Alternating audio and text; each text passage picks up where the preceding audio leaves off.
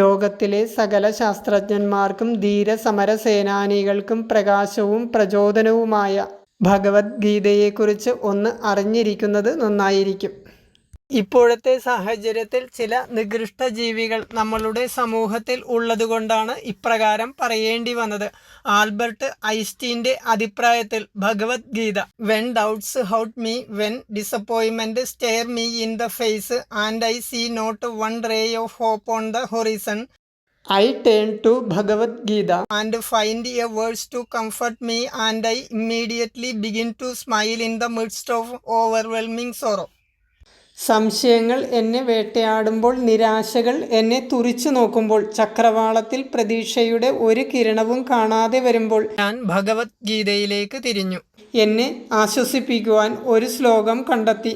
ഉടനെ ഞാൻ പുഞ്ചിരിക്കുവാൻ തുടങ്ങും. ഗീതയെ ധ്യാനിക്കുന്നവർക്ക് എല്ലാ ദിവസവും പുതിയ സന്തോഷവും പുതിയ അർത്ഥവും ലഭിക്കുന്നു. ഇതാണ് ലോകം അംഗീകരിക്കുന്ന ശാസ്ത്രജ്ഞനായ ആൽബർട്ട് ഐൻസ്റ്റീൻ്റെ അഭിപ്രായം.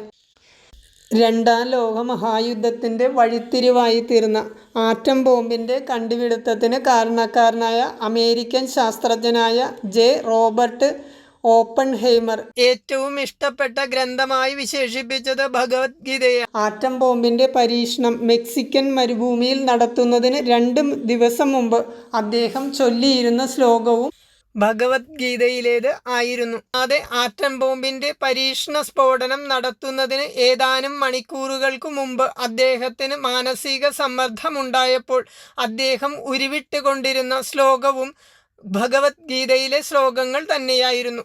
ഏത് വ്യക്തിക്കും മാനസിക സമ്മർദ്ദങ്ങൾ ഉണ്ടാകുമ്പോൾ ഭഗവത്ഗീതയിലെ ശ്ലോകങ്ങൾ ഉരുവിട്ടാൽ അത് ഇല്ലാതാകുന്നു എന്ന് ഈ സംഭവം വീണ്ടും തെളിയിക്കപ്പെടുകയാണ്. നമ്മുടെ രാഷ്ട്രപിതാവായ ഗാന്ധിജി ഭഗവത്ഗീതയെക്കുറിച്ച് പറഞ്ഞത്, Gita does not decide for us, അതായത് ഗീത നമ്മൾക്ക് വേണ്ടി തീരുമാനമെടുക്കുന്നില്ല, നമ്മൾ ഗീതയെ ഉൾക്കൊണ്ട് തീരുമാനമെടുക്കുന്നു എന്നാണ് പറയുന്നത്. അതായത് സ്വാതന്ത്ര്യ സമരത്തിന് ഗാന്ധിജിക്ക് പ്രചോദനം നൽകിയതും ഭഗവത്ഗീത തന്നെയാണ്.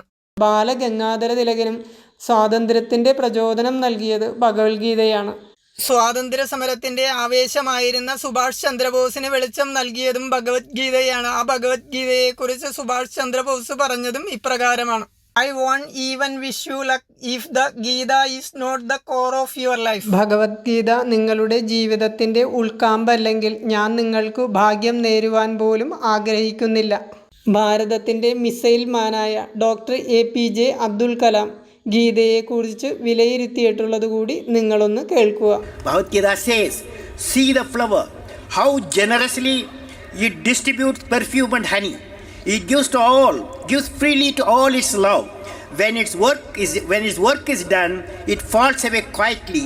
Try to be like the flower, unassuming despite all its qualities. What a beautiful message for all generations of this nation.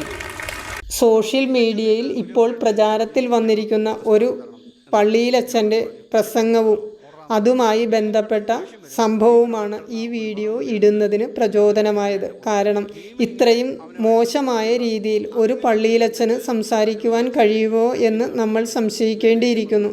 Christian പാതിരിമാരെക്കുറിച്ച് നമ്മൾ വളരെ ബഹുമാനപൂർവ്വമാണ് കാണുന്നത്. എന്നാൽ അവരോടുള്ള ബഹുമാനം എന്നേക്കുമായി ഹിന്ദു സമൂഹത്തിന് നഷ്ടപ്പെടുത്തുന്ന രീതിയിലാണ് ഈ പാതിരി സംസാരിച്ചിരിക്കുന്നത്. അത്രയും നിന്ദ്യമായ രീതിയിൽ ഭഗവത്ഗീതയെക്കുറിച്ചും സനാതനധർമ്മത്തെക്കുറിച്ചും സംസാരിക്കുമ്പോൾ ഇദ്ദേഹത്തിൻ്റെ സംസ്കാരം എത്രമാത്രം മോശമായിരിക്കണം. ഇദ്ദേഹത്തിന് ജന്മം നൽകിയ മാതാപിതാക്കൾ ഇതിനേക്കാൾ അധപ്പതിച്ച ജന്മങ്ങളായിരിക്കണം. അല്ലെങ്കിൽ ഇതുപോലുള്ള നികൃഷ്ട ജീവികൾക്ക് ജന്മം നൽകുകയില്ല. അതായത് ഒരു പള്ളിയിലച്ഛൻ്റെ ആ വസ്ത്രത്തിന് വളരെയധികം പ്രാധാന്യം കൽപ്പിക്കുന്ന ഒരു സമൂഹമാണ് ക്രിസ്ത്യൻ സമൂഹം. ആ ക്രിസ്ത്യൻ സമൂഹത്തിന് പോലും അപമാനമാണ് ഇതുപോലുള്ള പള്ളിയിലച്ഛന്മാർ. സഭയും അതുമായി ബന്ധപ്പെട്ട അധികാരികൾ ഇതുപോലുള്ള ജന്മങ്ങളെ ആ സഭയിൽ നിന്ന് പുറത്താക്കേണ്ട കാലം അതിക്രമിച്ചിരിക്കുന്നു. അത്ര മോശമായ രീതിയിലാണ് ഇദ്ദേഹം സംസാരിക്കുന്നത്. ഇത് നിങ്ങളൊന്ന് കേട്ടു നോക്കുക. എന്നിട്ട് ഈ നികൃഷ്ട ജീവിക്ക് കൊടുക്കേണ്ട പേര് നിങ്ങൾ തന്നെ നിശ്ചയിക്കുക. അപ്പം ഭീമൻ ചെന്നിട്ട് ദുര്യോധനന്റെ അടുത്ത് എന്ന് വെച്ച് പറഞ്ഞു, ഞങ്ങൾക്ക് കുറച്ച് സ്ഥലം തരണം എന്ന് പറഞ്ഞു. ദുര്യോധനൻ പറഞ്ഞു, നിനക്കോ സ്ഥലമോ ഓടാന്ന് പറഞ്ഞു. അപ്പം ഭീമന് പെട്ടെന്ന് ദേഷ്യം വരും. ഭീമൻ അവിടെ കിടന്ന ഒരു വിറവുള്ളി എടുത്ത് ദുര്യോധനെ അടിക്കാനായിട്ട് ഓടിച്ചെന്നു. ഭീമൻ ഇങ്ങനെ അവനുമായിട്ട് അടിയുണ്ടാക്കുമ്പം അഭിമന്യു ഇത് കണ്ടിച്ച് തന്റെ വല്യച്ഛനെ അടിക്കുന്ന കണ്ടപ്പോഴത്തേക്കും ഇവന് ദേഷ്യം വന്നു. ഇവൻ ഭീഷ്മർക്ക് നേരെ കല്ല് പെറുക്കി എറിഞ്ഞു. കൃപാചാര്യ വന്നിച്ച് പറഞ്ഞു, ഈ വല്യപ്പൻ കാരണവരെയാണോടാ നീ കല്ല് പെറുക്കി എറിയുന്നതെന്ന് ചോദിച്ചു. പിടിച്ചിട്ട് 2 അടിയും വെച്ച് കൊടുത്തു. ഇവന് 10-12 വയസ്സേ ഉള്ളൂ അഭിമന്യുവിന്. അത് കണ്ടപ്പോഴത്തേക്കും ഈ 12 വയസ്സേ ഉള്ളെങ്കിലും അവൻ അളിയനുണ്ട് ഉത്തരൻ. ഈ ഉത്തരനാണെങ്കിൽ ഇങ്ങോട്ടൊന്നും വന്നതല്ല, അവൻ്റെ പശു കഴിഞ്ഞു പോയതിനെ അന്വേഷിച്ച് വന്നതാണ്. അപ്പോഴാണ് അളിയനെ പിടിച്ചിട്ട് അടിക്കുന്നു. അപ്പോൾ ഇവൻ ചെന്നിട്ട് ഇവനും കൂടെ കൂടി അടിക്കാൻ കൂടി. അവർ കൂട്ടത്തല്ലാകുന്നതിനിടയ്ക്ക് എവിടെയോ പറ്റിട്ട് ഈ ഉത്തരൻ മരിച്ചുപോയി. ഇപ്പൊ ഇതറിഞ്ഞപ്പോഴത്തേക്ക് അർജുനൻ പറഞ്ഞു, വേണ്ട, നമുക്ക് ഈ പരിപാടിക്കൊന്നും പോകണ്ട, വേറെ ഏതെങ്കിലും പണിക്ക് പോയി ജീവിക്കാം എന്ന് പറഞ്ഞു. അപ്പം ശ്രീകൃഷ്ണൻ നല്ല പച്ചത്തെറി വിളിച്ചു. ശ്രീകൃഷ്ണൻ അന്നേരം വിളിച്ച പച്ചത്തെറിയുടെ സംസ്കൃതത്തിലെ പേരാണ് ഭഗവത്ഗീത. ഒരു കാലത്ത് ഇരുളടഞ്ഞു കിടന്നിരുന്ന യൂറോപ്പിലേക്ക് വെളിച്ചം പകർന്ന യേശുദേവൻ ഭാരതത്തിൽ വന്ന് യോഗയും സനാതനധർമ്മവും ഭഗവത്ഗീതയുമെല്ലാം അഭ്യസിച്ച ശേഷമാണ് യൂറോപ്പിൽ പോയി. ഗിരിപ്രഭാഷണങ്ങളിലൂടെയാണ് ക്രിസ്ത്യൻ കമ്മ്യൂണിറ്റി രൂപപ്പെട്ടതെന്ന് മനസ്സിലാക്കുന്നത് നന്നായിരിക്കും ഇത്തരം പാതിരിമാർ.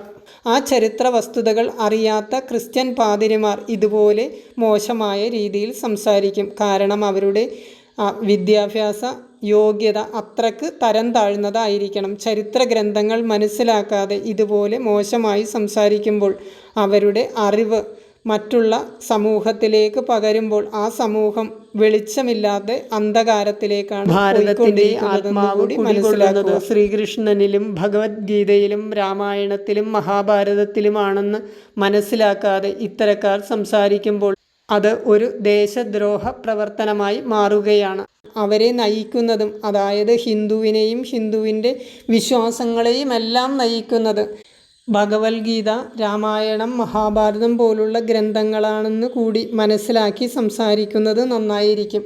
അല്ലെങ്കിൽ നിങ്ങളുടെ സമൂഹത്തെയും നിങ്ങളുടെ സമുദായത്തെയും സമൂഹം നിന്ദിക്കുന്ന കാലം അതിവിദൂരമല്ല. നിങ്ങളുടെ നിലനിൽപ്പ് തന്നെ ചോദ്യം ചെയ്യപ്പെടും. കാരണം സനാതനധർമ്മത്തെ ഉൾക്കൊള്ളാത്ത ഒരു മതവും ഇന്ന് ലോകത്തില്ല എന്ന് മനസ്സിലാക്കുക. എല്ലാ മതങ്ങളുടെയും മാതാവാണ് ഈ സനാതനധർമ്മമെന്ന് മനസ്സിലാക്കി മുന്നോട്ട് പോകുക. നിങ്ങളുടെ പൂർവികന്മാരും ഈ സനാതനധർമ്മങ്ങളുടെ വിശ്വാസികൾ തന്നെയായിരുന്നു. അല്ലാതെ ആരും നൂലിൽ കെട്ടി ആകാശത്ത് നിന്ന് ഇറങ്ങി വന്നതായി ലോകത്ത് ഇന്നേ വരെ ഉണ്ടായിട്ടില്ല.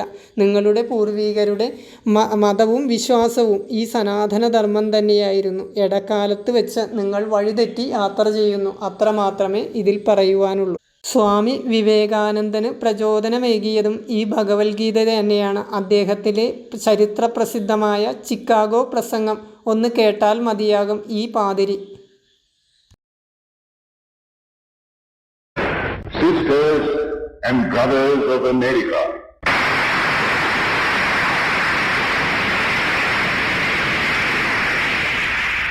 it fills my heart with joy unspeakable to rise in response to the warm and cordial welcome which you have given us. മതേതരത്വം എന്ന് പറഞ്ഞാൽ ഹിന്ദു മാത്രം മതേതരത്വം ഉൾക്കൊണ്ട് എല്ലാ വിശ്വാസങ്ങളെയും ഉൾക്കൊണ്ട് ജീവിക്കുകയും മറ്റുള്ള മതവിശ്വാസികൾ ഹിന്ദുക്കളെ ചീത്ത വിളിക്കുകയും അവരുടെ വിശ്വാസങ്ങളെ ചോദ്യം ചെയ്യുകയും ചെയ്യുമ്പോൾ മതേതരത്വം നിലനിൽക്കുന്നില്ല എന്ന് നിങ്ങൾ മനസ്സിലാക്കുക. മതേതരത്വം എല്ലാവരും പാലിച്ചാലേ ഒരു രാജ്യത്ത് മതേതരത്വം പുലരുകയുള്ളൂ. അല്ലാതെ ഹിന്ദുവിൻ്റെ മാത്രം ധർമ്മമല്ല മതേതരത്വം.